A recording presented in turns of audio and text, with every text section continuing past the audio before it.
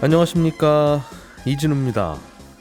우리나라의 자동차 회사와 배터리 회사들에게 영향을 꽤 줄 수 있을 것 같은 법안이 유럽에서 발표됐습니다. 이 법안의 핵심은 산업에 필요한 핵심 원자재들의 수입원을 여러 나라로 분산시키라는 건데요. 구체적으로 어떤 내용이 담겨 있고 우리 기업들에게는 어떤 영향을 줄지 좀 짚어보겠습니다. 요 며칠 미국과 유럽의 은행들 관련한 좋지 않은 뉴스들이 계속 나오고 있습니다. 미국에서는 퍼스트 리퍼블릭이라는 은행이 또 위기에 빠진 것 같고, 유럽에서는 크레딧 스위스 은행이 결국 다른 은행에 인수가 됐습니다. 이 두 가지 소식 자세하게 정리해 드리겠습니다. 3월 20일 월요일 손에 잡히는 경제 바로 시작합니다. 안개인지 미세먼지인지 아무튼 앞이 잘 안 보이는 아침입니다. 경제 뉴스들, 그러나 저희가 선명하게 정리해 드리려고 모였습니다. 손에 잡히는 경제 박세훈 작가, MBC 양효걸 기자, 그리고 월요일에 목소리 안승찬 기자, 이렇게 세 분과 함께합니다. 어서 오세요. 네, 안녕하세요. 자, 오늘은 양효걸 기자가 준비해 오신 소식부터 들어보겠습니다. 우리 기업들에게 영향을 주는 법안인 것 같은데, 이게 핵심 원자재법, 영어로는 CRMA라고 부르더군요. 네, 말이 좀 복잡하긴 한데 한마디로 이 산업에 꼭 필요한 핵심 원재료에 대해서 중국 집중을 막겠다는 겁니다. 그래서 유럽은 34개의 핵심 원자재 중에서 전략적 원자재로 구리, 코발트, 망간, 니켈, 히토류 이렇게 16가지를 딱 정해놓고 있거든요. 예. 이 핵심 원자재들을 EU 안에서 어떻게든 자체적으로 조달할 것인가, 이걸 정해놓은 법입니다. 이 최근 핵심 원자재법의 초안이 공개된 건데, 예를 들어서 이런 조항이 있습니다. 제3국산 전략적 원자재 수입 비율을 2030년까지 65% 이하로 제한한다는 건데, 예. 쉽게 말해서 핵심 원자재에 속하면 이거를 한 나라로부터만 사오지 말고 여러 나라로 수입선을 분산시키라는 이야기입니다.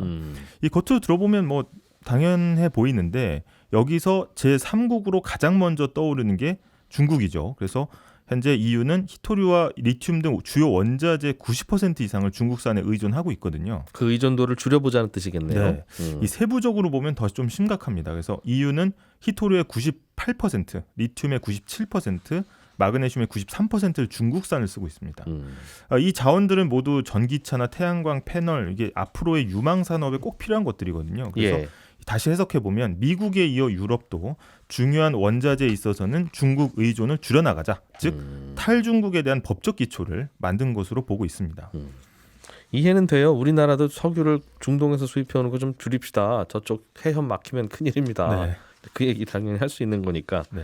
이해는 되는데, 유럽 기업들이 그런 원자재들을 중국 거를 사다 쓰는 건 뭐 중국이 단가가 싸거나 중국 말고는 물량 나오는 곳이 없거나 이제 그래서 그런 걸 텐데. 맞습니다. 불가피한 측면도 있는데, 그래서 EU는 좀 시간을 두고 EU 안에서의 생산량을 좀 늘려보자, 이렇게 이야기하고 있고요. 찾아보면 우리 땅에도 있을 거야. 좀 비싸서 그렇지. 맞습니다. 이 전략적 원자재 역내 채굴량, 그러니까 직접 캐내는 거는 한 10% 이상, 그다음에 가공량은 40% 이상, 그리고 재활용 비율은 한 15% 이상 달성을 해보자, 이런 목표를 또 제시했고요.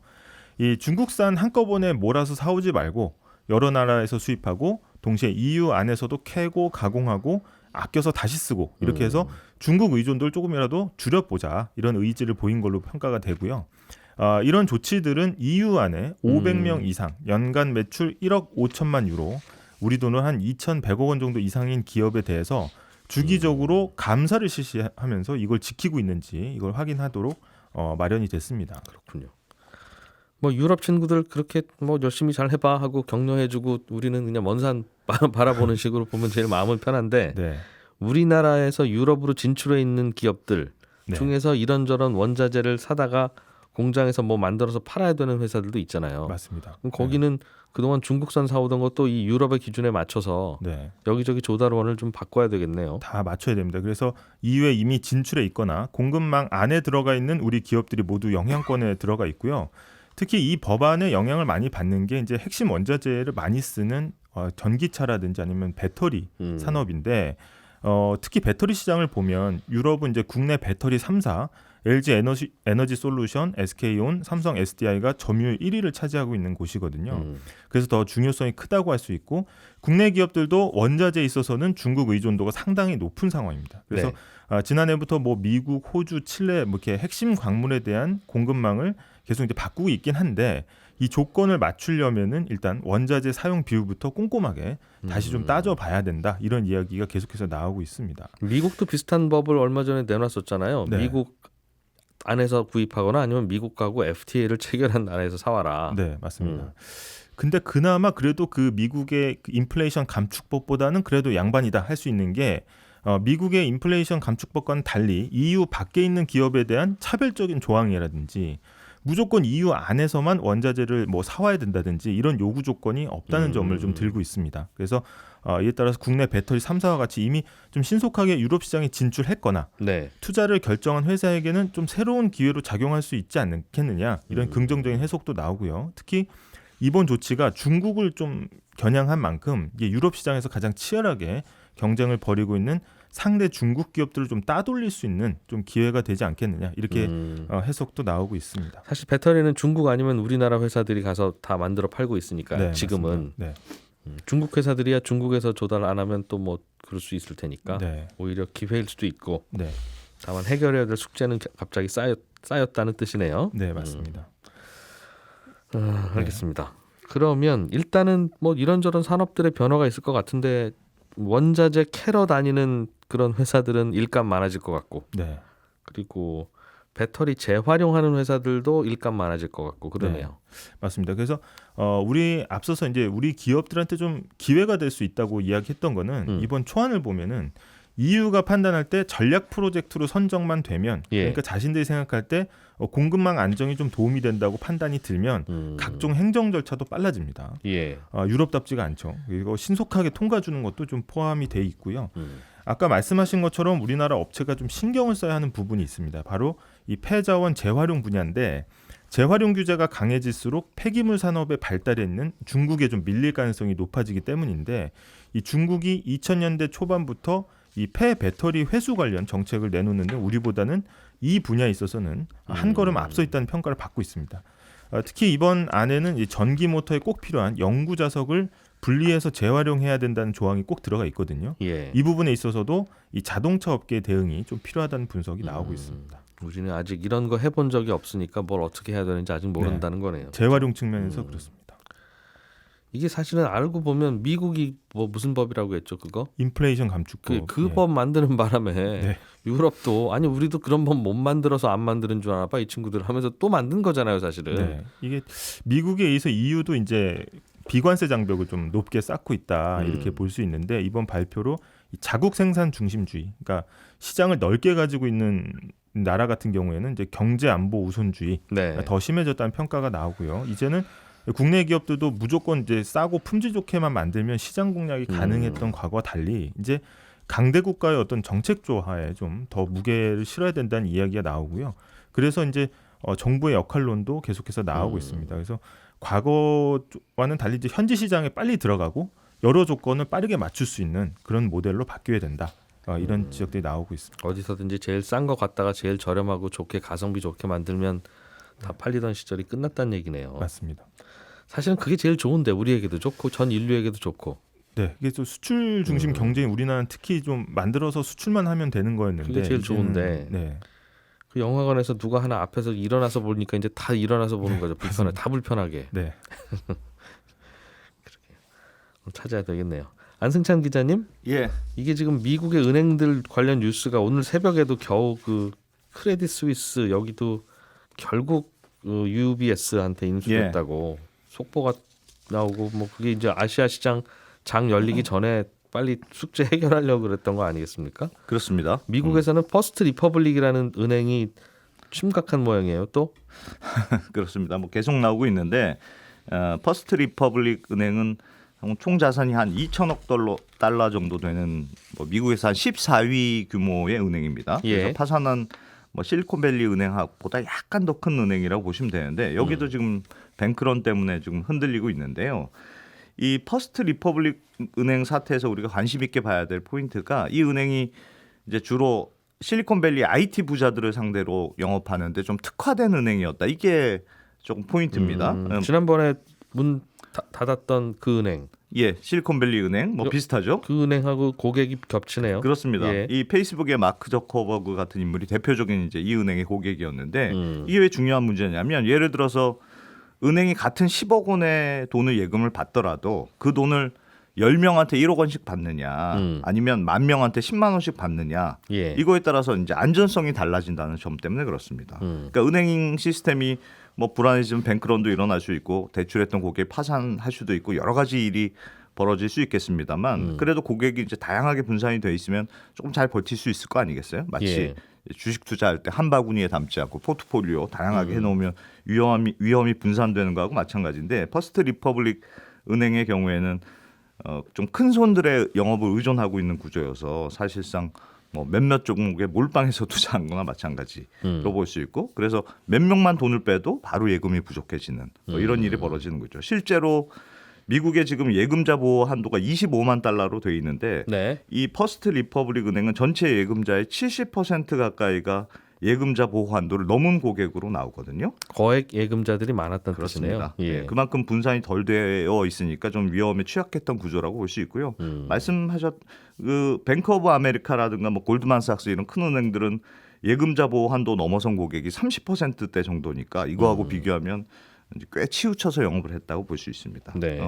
말씀하셨던 그 이미 파산한 실리콘밸리 은행이라든가 시그니처 은행 이런 곳들은 이 퍼스트 리퍼블릭 은행보다 더 심했던 경우거든요. 이 예금자 은행들- 보호 한도 넘은 그렇습니다. 큰 손 고객이 더 많았어요. 여기는 예금자 보호 한도 넘어선 고객이 90%를 넘나들 정도였으니까 매우 큰 손 고객들의 철저히 의존한 영업 구조였다는 뜻이고 그러니까 처음에는 야 관리할 사람도 좋고 아주 편하고 좋네 이러다가 이제 한 방에 회사가 날아갔다는 뜻입니다.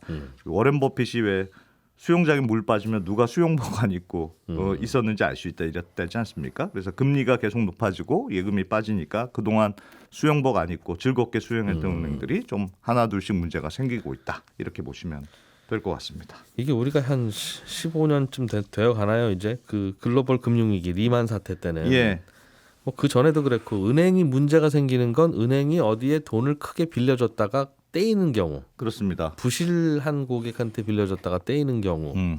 그러니까 은행에 들어올 돈이 안 들어오게 되니까 당연히 문제가 되는 건데 네. 큰 문제는 없어 보이는데 고객들이 좀 참아주지 그렇게 돈을 은행 그 예금을 빼세요 하는 이런 상황에서도 빼러 들어오면 은행이 흔들린다는 건 이건 참 또 처음 생각해보는 얘기네요. 그렇습니다. 예. 어떻게 하기로 했어요? 이 퍼스트 리퍼블릭 은행은? 이게 특히 지금 중요한 좀 특이한 포인트가 이 문제가 되니까 민간은행들이 돈을 꿔주기로 했다는 점이거든요. 예. 미국 제니 옐런 그 재무장관이 JP 모건 회장인 제이미 다이먼한테 직접 전화를 했다고 지금 알려져 있습니다. 그래서 야 우리가 정부가 직접 지원하기가 좀 그런데 민간은행들이 나서주면 안 되겠니 이렇게 부탁을 했다고 하고 이게 뭐 부탁인지 압박인지 모르겠습니다만 아무튼 다이먼 회장이 알았다 이렇게 전화를 끊은 다음에 다른 은행들까지 쭉 전화를 돌려서 이번에는 우리가 해야 될 것 같다 그렇겠죠. 이렇게 설득했다고 알려져 있습니다. 그래서 친절하게 얘기한다고 부탁은 아니야. 그래서 그런 총 뉘앙스였겠지. 11개 은행이 십시일반 돈을 모아서 300억 달러를 이번에 이 퍼스트 리퍼블릭 은행에 지원하기로 결정했거든요. 민간 은행이 직접 지원에 나섰다는 점이 매우 이례적인 일로 평가가 되는데 예. 이제 이거에서 저는 궁금했던 점이 왜 제니 렐런 장관이 실리콘밸리 은행 파산했을 때만 해도 왜 예금자 보호한도 넘어서도 정부가 다 보장할 테니까 걱정하지 마세요. 이렇게 큰 소리치고 했었지 않습니까? 그게 예. 바로 얼마 전인데 왜 이번 퍼스트 리퍼블릭 은행은 이런 식으로 대응하지 않고 왜 JP 모건한테 전화를 했느냐. 이게 포인트인데 그 예금 빠져나가더라도 정부가 다 예금 다시 채워줄게 그 말이었잖아요. 그렇습니다. 그런데 이번에는 큰 은행들이 예금을 좀 채워주세요. 그렇게 네. 전화한 거니까. 그래서 이번 걸 보고 미국 정부가 정부 자금 투입하는 것에 대해서 굉장히 부담을 느끼고 있는 것 아니에요. 이런 해석이 나오고 있는데 실제로 그 바이든 대통령이 실리콘밸리 은행에 대한 대책을 발표할 때 구제금융이라는 단어도 쓰지 않고 또 앞으로 국민들 세금은 여기 안 들어갈 겁니다. 굉장히 여러 번 강조했단 말이에요. 이 말은 그만큼 이런 결정들이 몰고 올 역풍에 대해서 좀 걱정했던 거 아니야 이런 평가가 나오는데 왜 그러냐면 예전에 이제 2008년 금융위기가 벌어진 직후에 미국에서 오바마 정부가 새로 들어섰지 않습니까? 예. 이제 워낙 큰 금융위기가 벌어졌기 때문에 당시에 이제 오바마 정부가 금융회사들한테 막대한 구제금융을 투입하기로 결정을 합니다. 예. 그래서 금융회사 파산들은 잘 막았어요. 그런데 결국은 국민들 세금으로 뭐 금융회사들 배만 불리고 결국은 빈부격차만 더 커졌더라. 이런 여론이 이후에 굉장히 많아졌거든요. 그래서 예. 나중에 뭐 월가를 점령하라 이런 미국 금융권을 상대로 한 대규모 시위가 벌어진 것도 따지고 보면 이 금융위기 때 정부의 구제금융이 시발점이었다 이런 평가가 많고 당시 오바마 정부 때 부통령을 지냈던 사람이 지금의 바이든 대통령 아닙니까? 예. 그러니까 정부 구제금융을 썼을 때 나중에 어떤 정치적 부메랑이 돼서 돌아오는지를 굉장히 똑똑히 지켜본 인물이기 때문에 이번에도 부담을 많이 느낀 건 아니야 이런 해석이 지금 많고 그래서 실리콘밸리 은행이 파산했을 때만 해도 워낙 시급하게 벌어진 일이니까 일단 예금 보고 다 해주겠다 이렇게 정부가 틀어 막았습니다만 예. 이게 계속 번지게 되면 그때마다 정부가 다 개입하기가 좀 부담스럽기 때문에 뭐 관치금융이라는 얘기를 좀 듣더라도 민간은행이 나서서 소방수 역할을 좀 해달라 이렇게 요청한 것으로 보이고요. 지금 외신들 보도를 보면 미국 정부가 워렌 버핏하고도 접촉했다는 보도도 나오거든요. 참 이분 돈 많은가 봐요. 정부가 가서 잠깐 좀 통화 좀 해도 되겠습니까? 이렇다는 거니까. 그래서 앞으로 좀 위험한 은행들 나오면 버핏도 좀 투자해서 살려주면 안 되겠느냐 이런 걸 미국 정부가 타진했다는 거고 그만큼 지금 미국 정부가 직접 돈 투입하는 것에 대한 좀 거부감이 있는 상황이고 민간의 힘을 좀 빌려보려고 하고 그래서? 있다 이렇게 해석이 됩니다. 워렌 버핏 이분이 왜 그 오마하 시골에 사는지 가끔 이때 보면 알겠어요. 뉴욕에 살았으면 너무 자주 오니까. 뻔질나게 도와달라고 그랬을 거 아니겠어요. 그렇습니다. 이게 다행히 그래도 그 문제가 되어서 뱅크런이 생기는 은행들이 예. 뭐 어디 그 크게 돈 잘못 빌려줬다가 떼인 그 상황이 아니라 그런 상황이라면 뭐 투입되는 돈들이 다 결손 처리될 테니까 예. 아무도 못 도와주는데 그냥 괜찮은 은행이 사람들이 불안해해서 생긴 현상이라고 보고 좀 도와달라고 하는 것 같긴 해요. 그렇습니다. 예. 그 지금 뭐 말씀하셨던 대로 금융 시스템이라는 게 그야말로 신뢰를 기반으로 하는 거니까 지금 뭐 좀 불안하다 싶은 생각이 드니까 자꾸 돈을 빠지는 거 아니겠습니까? 그래서 네. 요즘 미국에서 나타난 현상이 미국의 지방은행에서는 계속 돈이 빠지고 그 돈들이 크고 좀 안 망할 것 같은 대형은행으로 쏠리는 분위기가 있거든요. 그러니까 하여튼 나는 불안해서 좀 찜찜해 이런 심리를 반영한 것으로 보이고 이런 상황들이 계속되면 이 미국의 지방은행들이 자꾸 고꾸라질 가능성이 있는데 미국의 중소형 지방은행이 전체 미국 대출의 50%를 차지할 정도로 꽤 비중이 큰 편입니다. 예. 그래서 미국의 이 지방은행들의 불안감을 앞으로 어떻게 차단할 것이냐 이게 중요한 과제가 될 것으로 보이고요. 또 민간은행이 혹시나 문제가 해결이 안 되면 결국은 다시 미국 정부가 나서서 어떻게든 막을 것 같다 이런 예상이 많이 있습니다. 그렇군요. 예. 그래서 아무튼 이 퍼스트 리퍼블릭 은행도 해결되는 것 같은데 네. 같았는데 주가를 보니까 또 직전 거래일에는 많이 떨어져서 그러니까 맞습니다. 은행들이 와서 도와줘도 큰 문제가 여전히 남아 있는 건가 뭐 그런 생각도 좀 들고 생각이 드네요. 미국도 금감원이 좀 잘했어야 되는 건데 어떤 상황인지. 박 작가님, 네. 미국은 이렇게 해결된다고 치고 네. 해결이 될지 안 될지 몰라도 유럽 쪽에서도 크레딧 스위스 은행이라는 곳이 네. 문제가 생겨서 여기는 그냥 사람들이 막연하게 놀라서가 아니라 뭔가 놀랄 만한 일도 저질렀더군요. 그동안 있었죠. 예. 그래서 결국은 다른 은행에 인수되는 걸로 결론이 났습니까? 그렇습니다. 지난주 금요일에 제가 스위스 중앙은행이 이 은행에 70조 원 정도를 빌려준다고 하면서 급한 불은 껐다. 그러나 여전히 불씨는 남아있다. 이렇게 전해드렸는데 꺼지지 않은 불씨가 매우 강했던 모양입니다. 주말 사이에 인수합병 얘기가 계속 흘러나오더니 결국은 인수가 되는 걸로 결정이 됐다는 속보가 오늘 새벽에 나왔는데요. 네. 크레딧 스위스 은행을 인수하는 곳은 UBS라는 곳인데 여기가 스위스계 글로벌 금융그룹이고요.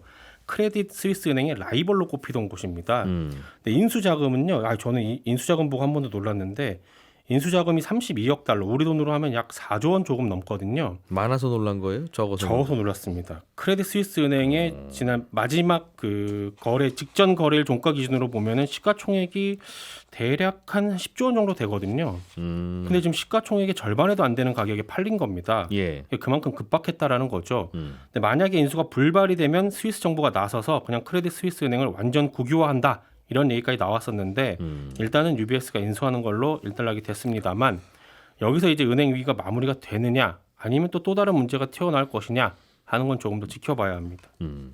크레딧 스위스는 무슨 문제가 구체적으로 있어서 이런 일이 벌어졌던 거예요? 여기가 투자은행인데 예. 요 몇 년간 투자를 썩 잘하지 못했어요. 투자은행이 투자를 못했군요. 그렇습니다. 그러다가 2년 전에 투자 손실을 크게 입었는데 그래도 그 투자 손실 자체는 견딜 만한 수준이었거든요. 이 회사가 가지고 있는 규모를 보면. 그런데 투자 손실을 입었다라는 사실의 불안감을 고객들이 느끼고 투자자들하고 고객들이 맡겼던 예금을 빼고 있었습니다. 서서히 그래서 조금씩 조금씩 빼고 있던 중에 지난주에 이제 미국의 실리콘은행 파산 사태가 터지니까 아유 더 불안하다라고 사람들이 생각을 하면서 뱅크런이 빠르게 일어났거든요. 예. 기사 나온 거 보니까 하루에 최대한 100억 달러씩 빠져나갔다라고 하던데 그 어떤 은행이든 세상에 그 어떤 은행이라도 뱅크런이 일어나면 결국은 파산을 할 수밖에 없거든요. 그런데 이때 제시되는 해결책이 두 가지가 있는데 하나는 누군가가 나서서 일단 보통은 정부가 나섭니다. 이럴 때는 예금 인출 요구액을 감당할 수 있는 돈을 지원해 주든가. 계속 예금 빠져나가는 그만큼 누군가가 예금을 해주면 된다는 거군요. 그렇습니다. 신뢰하고. 네, 그러니까 불안해하지 마십시오라고 이렇게 다독여주면 되는데. 그러면 빠져나갈 분들도 이제 좀 덜 불안해서 참을 수도 있고. 그렇습니다. 아니면 이제 또 다른 누군가가 그 은행을 인수해가지고 예금 인출 요구 자체를 사라지게 만들어 버리는 건데. 어쨌든 든든한 뒷백이 생겼다는 뜻이니까. 그렇죠. 지난주 금요일까지는 스위스 정부가 나서서 돈을 지원해주는 걸로 가닥을 잡았다가 이게 어떤 이유에서인지는 아직 잘 안 나왔는데 아무튼 UBS가 인수를 하는 쪽으로 방향을 튼 겁니다. 그렇군요. 그리고 하나만 더 말씀을 드리면 이게 어느 정도로 급했냐면 보통은 이렇게 인수합병을 하게 되면 주주들한테 이게 의견을 물어야 되거든요. 스위스 법에도 나와 있어요. 6주의 시간을 주고 주주들하고 인수합병에 대해서 논의를 해야 되는데 오늘 아침 장 열리기 전에 끝내고 도장 찍어야 되는데요. 네, 이거 생략하기로 했습니다. 스위스 정부가 이번 건에 한해서는 이거 생략하고 연말까지 진행하겠다 이렇게 발표를 해버렸습니다. 은행 문 열면 사람들이 뛰쳐나와서 돈 찾으러 오느냐 네. 안 오느냐 네. 그 빨리 결정해야 되니까. 그렇습니다. 그리고 아시아 증시에도 영향을 줄 수 있기 때문에 최대한 빨리 막은 걸로 보입니다. 그렇군요. UBS가 뭐 싸게 인수했다는 이야기도 있긴 있는데 UBS 입장에서는 그냥 망하게 내버려 두면 네. 그 고객들 다 자기한테 올 거 아니겠습니까? 그러니 내가 이 돈을 굳이 써야 되는 거야? 라는 생각을 할 수도 있겠어요. UBS가 10억 달러를 제시했었는데 크레딧 스위스 은행에서 그거 너무 적다. 좀 더 올려줘라라고 해서 30억 달러로 인수가 되는 걸로 마무리됐습니다. 다 그러니까 은행 같은 경우는 다 이제 정부에서 오고 가는 네. 그런 비즈니스인 것 같긴 해요.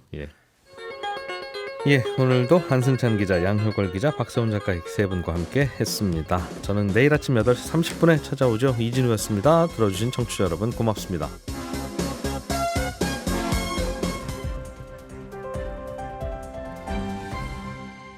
경제를 생각하는 사람들의 즐거운 습관. 이진우의 손에 잡히는 경제.